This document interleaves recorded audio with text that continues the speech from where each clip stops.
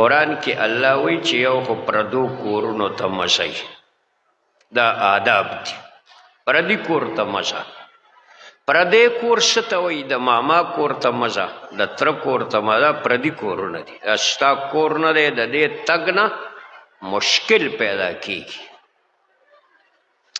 او دامره مشکل ته پیدا کیږي چې دا معاشره زموږ څومره ګنده ده او څومره پریشانو سره مخ ده نو د هغې وجه دا ده چې موږ تر اوسه پورې قرآني آداب زده نه کړو او قرآن موږ ته د کم کور په باره کې د داخلېدو اجازت راکوي او په کمو کې نه راکوي قرآن وی یا ایها الذین آمنوا لا تدخلوا بیوتا غیر بیوتکم تاسو د خپلو کورونو نه علاوه چې هغه ستا ذاتي د مور پلار کور دی د بل چا کور ته مه داخلې کړه مزه ضرورت نشته چې ته لاړ شي تلو کې پریشانی پیدا کیږي او مسائل پیدا کیږي دا چاردیوالي ده دا هغه د ځان دپاره جوړه کړې ده حدیث مبارک کې راځي یو ځل رسول الله مبارک خپله کوټه کې سر ګومنځو او ګومنځ یې وهله او دام ادب دی رسول الله مبارک وی من کان له شعر فلیکرمه که د چا ویښته وي نو دی د خپلو ویښتو احترام کوي غوړی دی ګومنځ دی پکې وهي او ویښته دی پاک صفا ساتي چې په ده باندې څوک د لیوني او د احمق او د قمقل اعتماد ونه کړي خپل ویښتو احترام کوي نو سر یې ګومنځو نو یو سړي داسې د ور په چوان کې وکت نو رسول الله مبارک د دیوال په خوا کې را روان شو هغه ګومنځ ورسره وه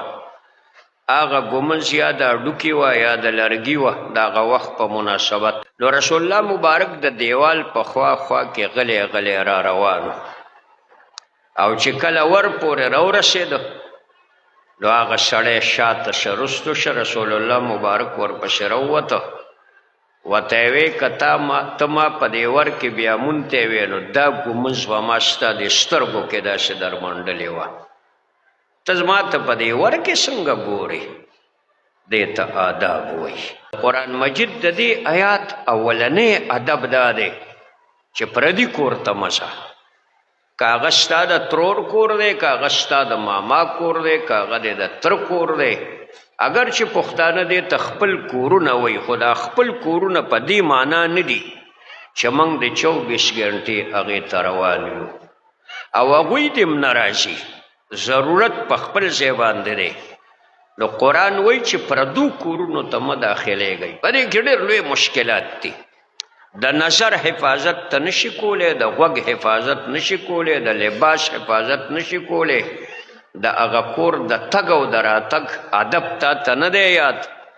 نو دغه کور نه به خامخا پریشانی تا ته د دې تګ نه پیدا کیږي نو خپل کور ته به ځې او پردي کور ته به نه ځې او چې کله خپل کور ته لاړې